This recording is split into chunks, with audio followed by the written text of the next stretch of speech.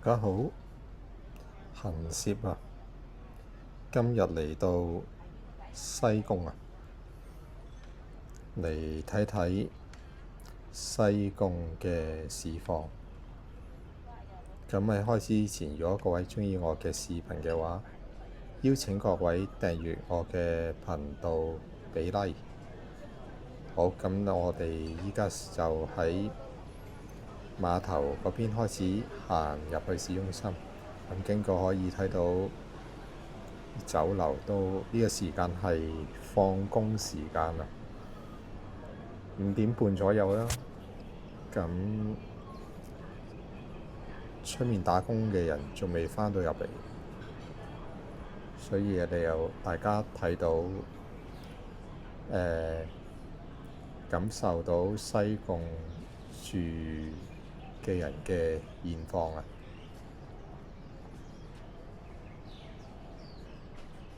好，我哋行前睇睇，假期呢度就全部都係人㗎啦，就要玩水上活動啦，有啲嘢入嚟遊覽啦咁樣。咁今日係平日，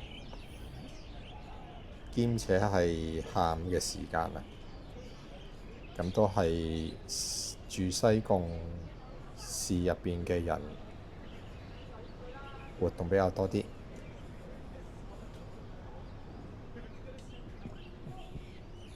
咁我哋又行前睇睇，有間7-11喎，啱啱想提下神，咁可以沖杯咖啡一度行，一度同大家分享。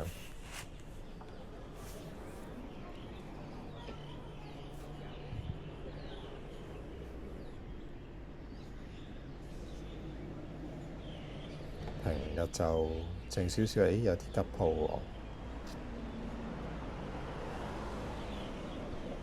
呢度都當旺位嚟，好少可話吉嘅。呢度又吉咗，應該呢啲就捱到過完年啦，到租日嗰陣時就退租。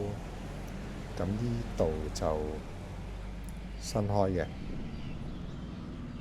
熱切期待。依家 setting 緊。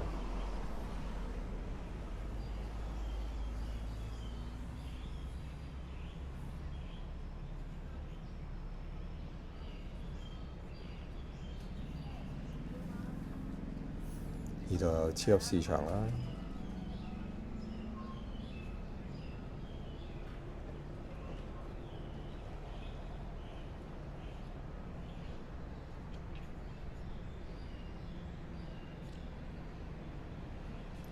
上次有行近碼頭嘅，呢次又行另一邊，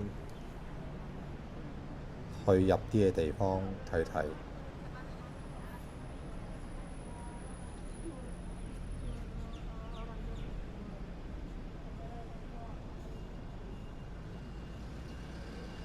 車仔麵呢間都好多人，平時都入去食都唔容易，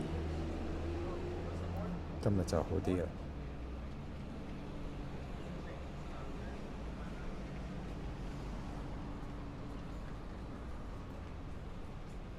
呢度有個吉鋪啦，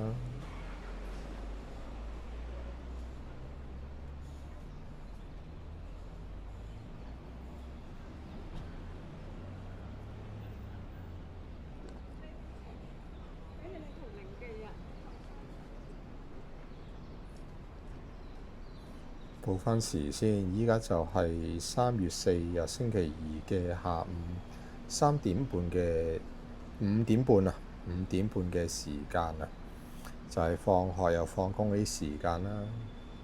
呢度就係西貢市中心啊。你啱睇到呢度好大嘅鋪位吉咗，睇下有冇人有興趣啦，對呢間鋪。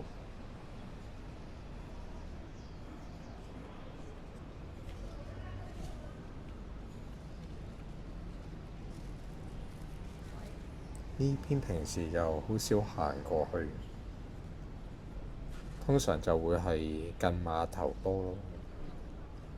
呢度有間星巴克，呢間星巴克都幾特別。隔離嗰間菜檔買菜又吉咗，真係經營唔容易啊！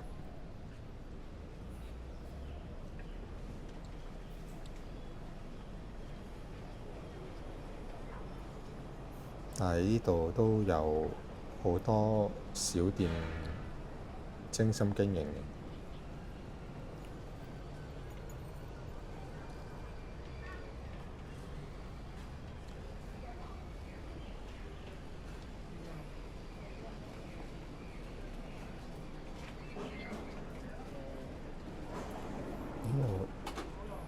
原來呢度有間報攤喎，我而家先知。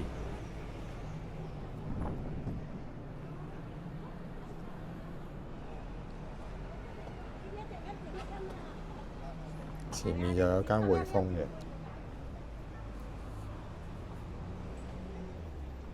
就除咗銀行就冇咩嘅啦。對面就有啲餐廳咯。呢度食扒呢個幾好嘅，即係有返嗰個傳統嘅扒房，傳統嘅特色，同埋嗰個價錢都係性價比。即係如果大家拍拖咧，帶女朋友嚟咧，腳包好正，燭光晚餐。跟住就隔離又吉咗啦，之前係咖啡店咁樣，有啲小食咁樣。咁專登另還個 cam 俾大家睇，咁就見到啲鋪全部冇開。佢好似話今日係即係佢有啲裝修啊，唔知啲水管定係電嗰啲問題。咁行到嚟呢度又見到有間吉鋪，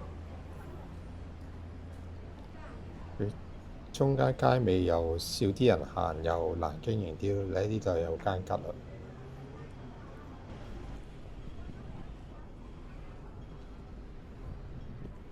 咁呢個就即係經過又見到呢個呢，比較特別，係一個油桶啊，佢係黃棺頭嘅。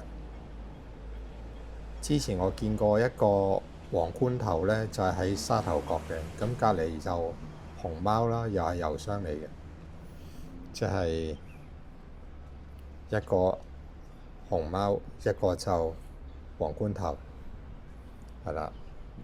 即係大家打卡可以嚟呢度睇睇，係好罕有嘅。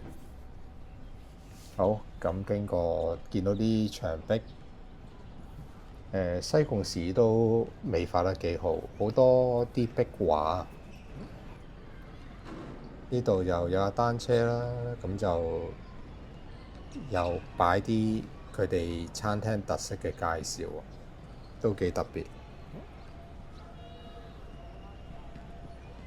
所以就影一影，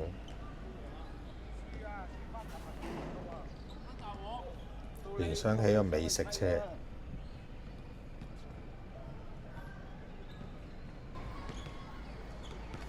跟住又過完馬路行前少少睇睇啦，探索下。因為見到啲小朋友打波打得幾好喎，佢依家嗰啲青訓可能青訓得好喎，青訓得好就即係唔會鳩打咯。即係以前如果我嗰陣時佢哋嗰個年紀就係射鎖匙圈㗎嘛，即係射到每球穿咗針都已經叻㗎啦。佢哋仲要係鬥波，佢哋仲要識球例喎，仲有戰術嘅喎。咁大家又可以欣賞下啦。如果識打籃球嘅三人籃球，見到側邊有個大人坐喺度，應該係佢哋啲廿歲。哇！穿針添啊！係啦，NBA 都有香港人啦，依家就越嚟越水準高啊！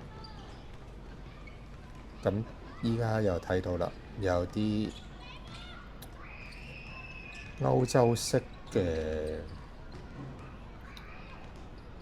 者係畫啦，嗰啲叫咩啊？塗鴉，係歐洲色彩嘅塗鴉。係啊，行攝去外國嗰陣時都見過呢啲 style。之前就冇留意有。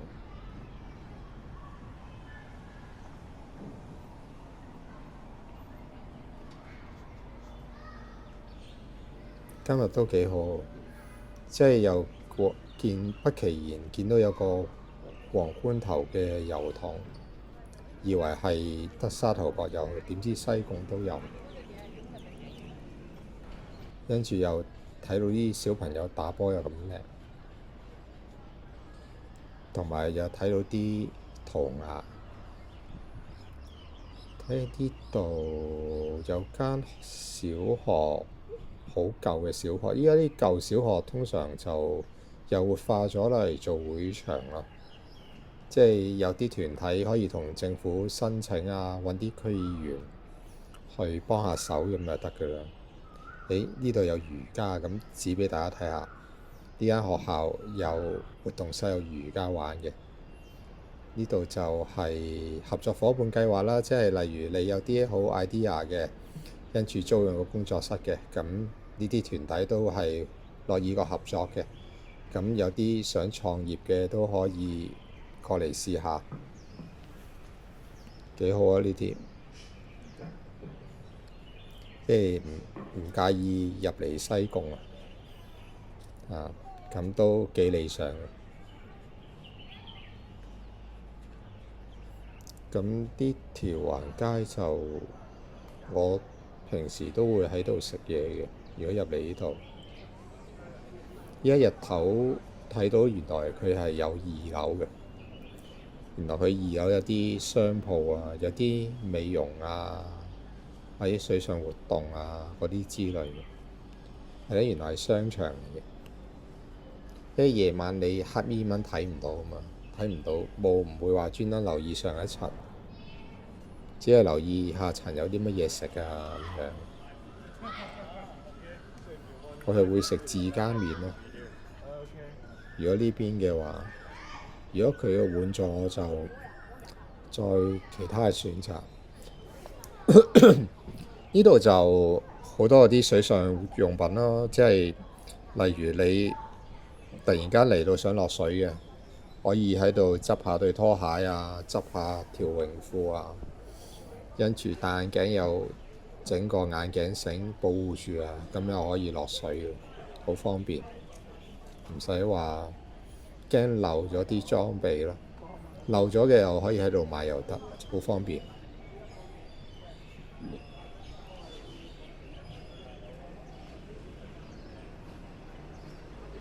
好，行返出嚟呢度，行咗兜咗一個圈，咁我睇下多唔多人搭車就知多唔多人入嚟玩。的士站的士都擺晒喺度，係啦，嗰個都唔係太多人坐，係啦，每區都睇到呢個情況。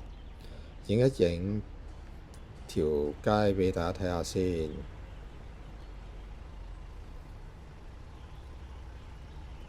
影呢個西貢市中心啊，俾大家睇下。咁大致上係咁啦。咁今日嘅視頻就嚟到呢度，多謝各位收睇。